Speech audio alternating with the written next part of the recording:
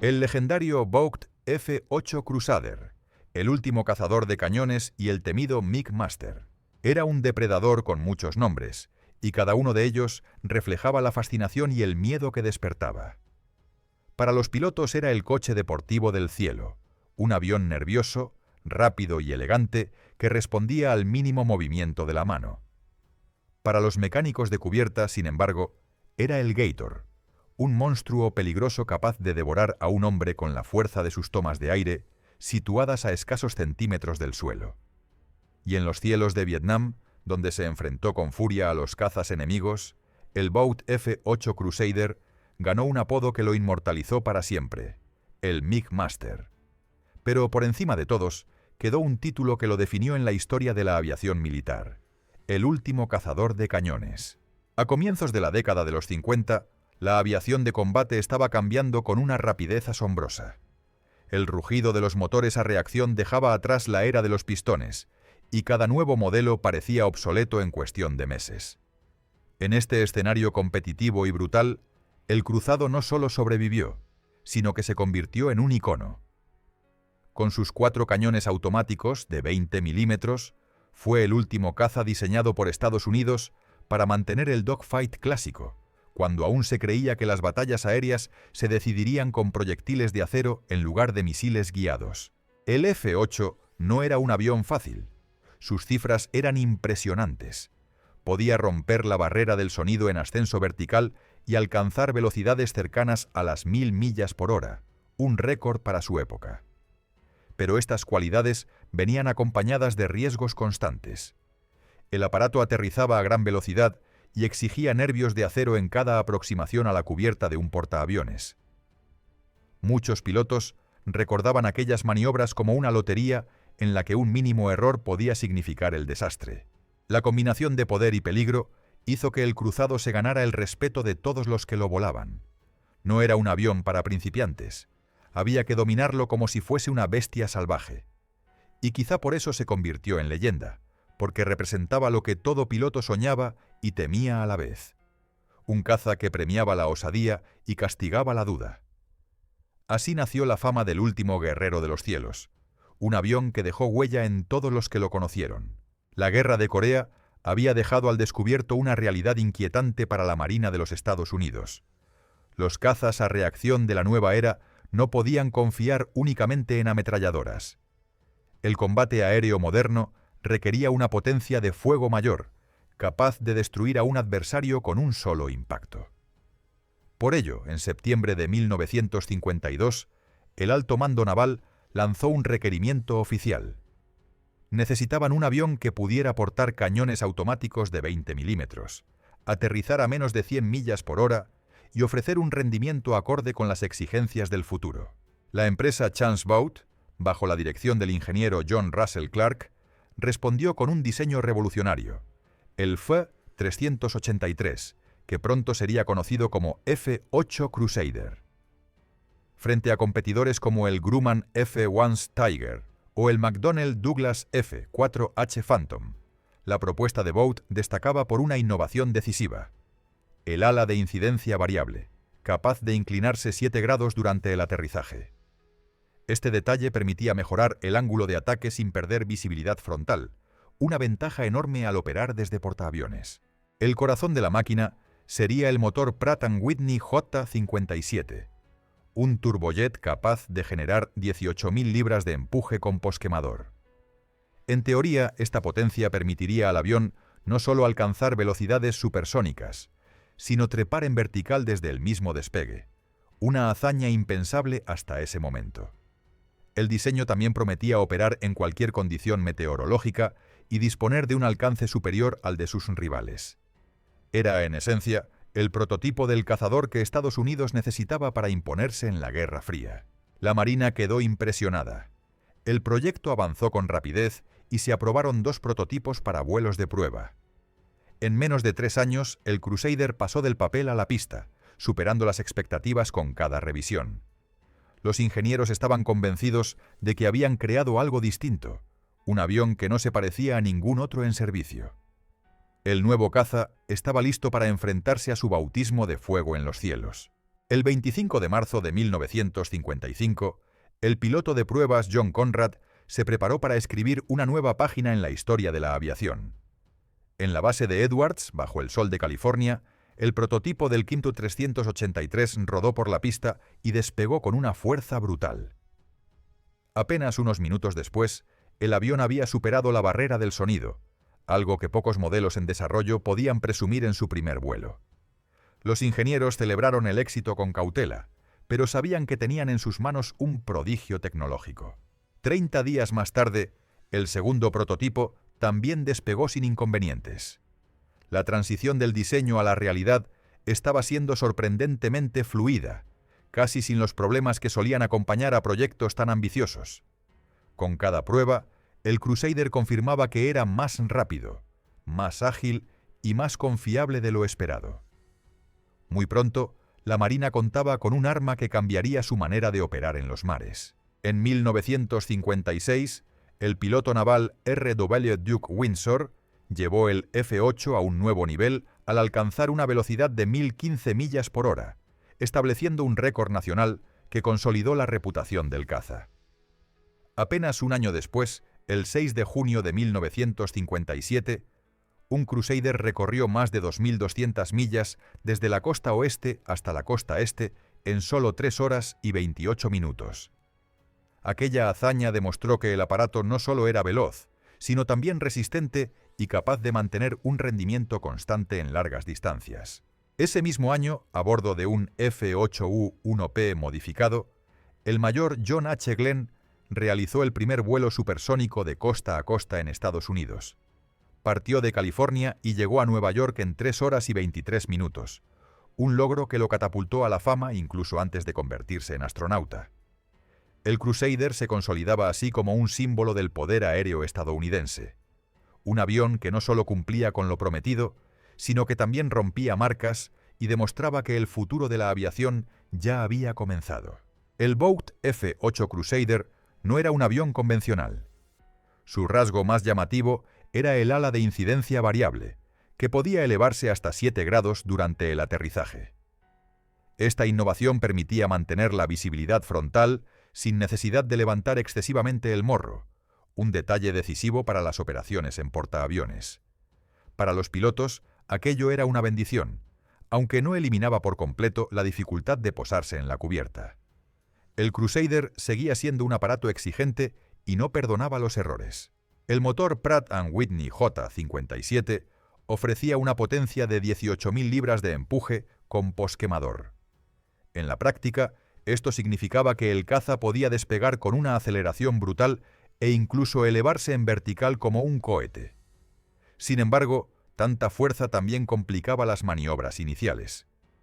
Muchos pilotos relataban que el F-8 podía despegar incluso con las puntas de ala plegadas, un detalle que dejaba claro lo descomunal de su empuje. El aparato era veloz, ligero y con gran alcance, pero requería manos firmes para dominarlo. Aterrizar el cruzador era otra historia. Aunque el ala móvil facilitaba la tarea, la velocidad de aproximación era muy superior a la de otros cazas. Para compensarlo, los portaaviones debían navegar a máxima potencia, aumentando la velocidad relativa de la cubierta y reduciendo así la dificultad de la maniobra. Aún así, cada aterrizaje era un desafío que mantenía en tensión a pilotos y tripulaciones. Se decía que volar el Crusader era como conducir un coche deportivo en una carretera de montaña. Emocionante, pero siempre al borde del desastre. El avión tampoco disponía de simuladores avanzados para entrenar. Como recordó el piloto Don Fraser, la única opción era sentarse en la cabina real y confiar en la propia destreza. El Crusader era una máquina que premiaba la audacia y castigaba la indecisión. Por eso, a pesar de sus riesgos, muchos pilotos lo adoraban. Era rápido, ágil y respondía como un verdadero depredador de los cielos. No era simplemente un avión, era una prueba de valor personal para todo aquel que se atreviera a pilotarlo. Detrás de la imagen gloriosa del cruzado se escondía una realidad peligrosa. El avión tenía un índice de accidentes alarmantemente alto. De los 1.261 ejemplares construidos, más de 1100 estuvieron involucrados en incidentes o percances de distinta gravedad. Era un precio muy alto por volar una máquina tan poderosa y temperamental. Los ingenieros lo sabían, los pilotos lo aceptaban y las tripulaciones de cubierta lo sufrían en carne propia. Las averías más comunes eran las fugas del sistema hidráulico y los fallos eléctricos. Estos problemas podían aparecer sin previo aviso, convirtiendo un vuelo rutinario en una situación crítica. Además, la tremenda potencia del motor J-57 hacía que cada operación en cubierta se convirtiera en un riesgo añadido. El posquemador solo tenía dos posiciones, encendido o apagado, lo que producía explosiones de empuje difíciles de controlar. Para los mecánicos, realizar pruebas de motor era un espectáculo de fuego y ruido que podía desbordar a cualquiera. El Crusader también recibió el apodo de Gator, el caimán. El motivo era simple y aterrador. Sus tomas de aire estaban tan bajas que podían absorber cualquier objeto, incluso a un hombre despistado. Se instruía a las tripulaciones para que jamás se situaran frente al avión mientras el motor estuviera en marcha. Sin embargo, no siempre era fácil evitarlo. El mecánico John Bowery recordaba haber salvado a un piloto agarrándolo por los tobillos justo en el momento en que estaba siendo succionado hacia la entrada de aire. Estos episodios reforzaban la fama del Crusader como un depredador incluso en tierra. A pesar de su fiabilidad cuestionable, los pilotos lo seguían considerando el coche deportivo de la Marina. Amaban su velocidad, su agilidad y el sentimiento de poder absoluto que transmitía. Los mecánicos, en cambio, lo respetaban con miedo. En cada operación había tensión. El cruzado podía deslumbrar con una demostración perfecta o causar un desastre en segundos. Esa dualidad lo convirtió en un avión legendario, tanto por sus victorias como por los riesgos que imponía a todos los que lo rodeaban. En octubre de 1962, el mundo se encontró al borde del abismo nuclear. La crisis de los misiles en Cuba puso a Estados Unidos y a la Unión Soviética frente a frente, y cada movimiento podía desencadenar una guerra total. En este escenario de máxima tensión, el F-8 Crusader fue elegido como protagonista de una de las operaciones más delicadas, Blue Moon, misiones de reconocimiento fotográfico a baja altura sobre territorio cubano. 2 veces al día, los Crusader despegaron desde Key West, en Florida, para penetrar el espacio aéreo de la isla. Volaban a velocidades supersónicas y a cotas peligrosamente bajas, atravesando nubes y turbulencias con cámaras instaladas en el fuselaje. El objetivo era conseguir imágenes claras de las instalaciones soviéticas en construcción. Cada vuelo era un acto de equilibrio entre la audacia y la supervivencia. Un error de cálculo, un fallo mecánico o la detección por las defensas antiaéreas podía significar la destrucción inmediata. Los resultados fueron espectaculares. A través de más de 160.000 fotografías obtenidas, Washington pudo confirmar lo que temía. En la isla se estaban instalando misiles balísticos de alcance medio capaces de golpear ciudades estadounidenses en cuestión de minutos. Posteriormente, las imágenes también mostraron cómo esas armas eran retiradas tras el acuerdo entre John F. Kennedy y Nikita Khrushchev.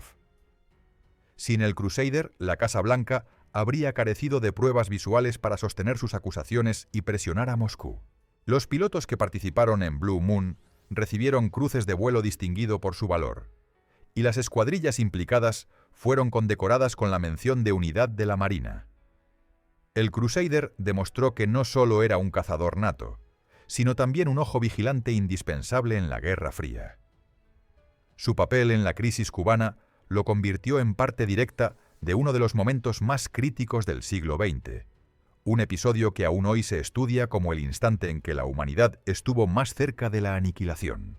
En marzo de 1965, el presidente Lyndon B. Johnson ordenó el despliegue de fuerzas de combate en Vietnam. Muy pronto, el F-8 Crusader se convirtió en una de las primeras puntas de lanza de la Marina en la región. Sus cualidades encajaban perfectamente con las necesidades del conflicto: velocidad, agilidad y capacidad de enfrentarse en combate cerrado, algo que lo distinguía de otros cazas más modernos, pero menos maniobrables. En los cielos del sudeste asiático, el Crusader se encontró cara a cara con los MiG-17 de la Fuerza Aérea de Vietnam del Norte. Eran rivales duros, pequeños, resistentes y con una maniobrabilidad sorprendente. Sin embargo, el F-8 demostró rápidamente su superioridad. Con sus cañones de 20 milímetros, sus cohetes no guiados Mighty Mouse y, sobre todo, los misiles aire-aire AIM-9 Sidewinder, podía atacar desde múltiples distancias y adaptarse a diferentes escenarios de combate. En pocos meses, el Crusader empezó a labrarse una reputación de depredador implacable. Los pilotos estadounidenses destacaban que, a diferencia del F-4 Phantom, el Crusader estaba pensado para el dogfight. Era ligero, respondía con precisión a los controles y podía sostener maniobras cerradas sin perder demasiada energía. Esa combinación resultaba letal frente a los MiG.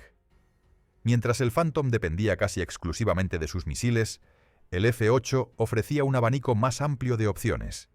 Podía entrar en un duelo a cañón, lanzar cohetes contra objetivos terrestres o recurrir a los Sidewinder en combates aéreos. La llegada del cruzador a Vietnam dio confianza a los escuadrones de la Marina. En las primeras campañas, como Flaming Dart, los F-8 participaron tanto en ataques contra bases enemigas como en misiones de superioridad aérea. Su capacidad de volar largas distancias y regresar con combustible suficiente los convirtió en herramientas estratégicas valiosas. El avión había nacido como un cazador de cañones, pero en Vietnam demostró que también podía ser un versátil guerrero polivalente. Para los norvietnamitas, cada encuentro con el cruzado significaba enfrentarse a un adversario al que era difícil escapar. A medida que la guerra de Vietnam se intensificaba, el F-8 Crusader consolidó su reputación como el verdadero amo del combate aéreo. Entre 1965 y 1968, los Crusader lograron un índice de derribos impresionante. 4 MiG enemigos por cada 2 F-8 perdidos. En total, 19 aviones norvietnamitas fueron abatidos por los Crusader, la mayoría gracias a los misiles Sidewinder, aunque 4 victorias se obtuvieron con los cañones de 20 milímetros. Esta eficacia le valió al caza un apodo que lo inmortalizó: MiG Master. El Crusader no solo fue temido por sus enemigos, sino profundamente respetado por sus pilotos. A diferencia del Phantom, que se concebía como un interceptor de misiles, el F-8 estaba hecho para el duelo cercano. Los hombres que lo pilotaban sabían que tenían en sus manos un arma que respondía con ferocidad y precisión, pero también que exigía un control absoluto. Cada misión era un pulso constante entre la adrenalina y el peligro. No todas las historias fueron de gloria. El Rear Admiral Bob Shoemaker, uno de los pilotos más experimentados de la Marina, vivió en carne propia los riesgos del combate. Durante una misión de ataque en 1965, volaba a baja altura en su F-8 cuando fue alcanzado por el fuego enemigo cerca de la zona desmilitarizada. Shoemaker logró eyectarse y sobrevivir, pero fue capturado y permaneció como prisionero de guerra durante 8 años. Su caso simbolizó el alto precio que podían pagar incluso los mejores hombres al mando del cruzado. En total, 170 Crusader se perdieron durante la guerra. Muchos se estrellaron por el intenso fuego antiaéreo, otros por fallos mecánicos o simples accidentes en portaaviones. Sin embargo, el balance seguía siendo favorable. El avión había demostrado ser el único verdadero caza de superioridad aérea de Estados Unidos en aquella primera fase del conflicto. En los cielos de Vietnam, el Crusader grabó su nombre con fuego y acero, confirmando que era mucho más que un avión. Era un símbolo de poder y resistencia. El Crusader no fue un privilegio exclusivo de Estados Unidos. En 1962, la Marina francesa decidió adquirir este caza para equipar a sus portaaviones de tamaño reducido. Las adaptaciones fueron necesarias. El F-8 debía operar en cubiertas más cortas que las de la US Navy, y se reforzó el tren de aterrizaje, se modificaron los ganchos de apontaje y se ajustaron algunos sistemas para soportar las duras condiciones del Mediterráneo. Además, la versión francesa incorporaba 2 misiles Matra R-530, de fabricación local, que ampliaban sus opciones de combate. Durante las décadas de los 70 y 80, los Crusader franceses participaron en numerosas operaciones. estuvieron presentes en misiones sobre Líbano en 1983, donde escoltaron a los cazabombarderos Dassault Superétendard y realizaron patrullas de combate aéreo frente a los MiG-21 y otros aparatos hostiles en la región. Más adelante, en los años 90, volaron sobre el Adriático en misiones de la OTAN durante la Guerra de la antigua Yugoslavia. El Crusader francés se mantuvo en servicio hasta el año 2000, una longevidad sorprendente que demostraba su valor como caza polivalente. Pero no solo Francia se interesó por el aparato. En 1977, Filipinas adquirió 35 Crusader de segunda mano de la US Navy. 10 de ellos fueron destinados a canibalización para repuestos, y el resto integró la Fuerza Aérea Filipina. Los pilotos fueron entrenados por instructores estadounidenses y rápidamente el F-8 se convirtió en el caza más moderno del archipiélago. Sin embargo, la falta de recursos y de repuestos limitó su uso. Tras la devastadora erupción del monte Pinatubo en 1991, muchas aeronaves quedaron dañadas y los Crusader fueron retirados definitivamente en 1998. En ambos casos, el legado fue el mismo. El Crusader se ganó el respeto de quienes lo volaron, demostrando que incluso fuera de Estados Unidos, era capaz de mantener su estatus como un caza fiable, temido y respetado. Francia lo convirtió en un símbolo de su aviación naval, y Filipinas lo consideró durante años su joya más preciada, aunque efímera. El F-8 Crusader no solo combatió en los cielos del mundo, también abrió las puertas al futuro de la aviación experimental. En la década de los 70, la NASA seleccionó un F-8A para probar un ala supercrítica, diseñada para reducir las ondas de choque y mejorar la eficiencia en vuelo supersónico. El experimento ofreció resultados prometedores, pero el alto coste operativo terminó por descartar la aplicación práctica. Aún así, el Crusader demostró que podía ser un banco de pruebas perfecto para tecnologías adelantadas a su tiempo. Otra contribución decisiva fue la integración de un sistema de control digital fly-by-wire, el primero en un avión de combate. Este avance, que eliminaba las conexiones mecánicas tradicionales y sustituía los mandos por señales electrónicas, se convirtió en la base de los sistemas que hoy utilizan cazas modernos e incluso los transbordadores espaciales. El Crusader, concebido como el último cazador de cañones, acabó siendo también pionero en la revolución digital del vuelo. Mientras tanto, en servicio activo, el Crusader comenzó a ceder terreno frente al Phantom, más versátil y con mayor vida operativa. Sin embargo, el F-8 siguió volando en unidades de reconocimiento fotográfico ligero hasta 1987, convirtiéndose en el primer caza de la Marina en permanecer en servicio casi 2 décadas. Su fiabilidad en misiones de observación prolongó su existencia más allá de lo que muchos habían previsto. El 2 de marzo de 1987, el último Crusader activo fue retirado y enviado al Museo Nacional del Aire y el Espacio, cerrando oficialmente un capítulo glorioso. Francia aún lo mantendría 13 años más, hasta el 2000. Hoy, el Crusader puede encontrarse en museos y colecciones privadas, a menudo eclipsado por la fama del Phantom, pero recordado por los especialistas como un icono irrepetible. Fue el último cazador nacido para el duelo de cañones, un avión que combinó riesgo, innovación y poder en una forma única.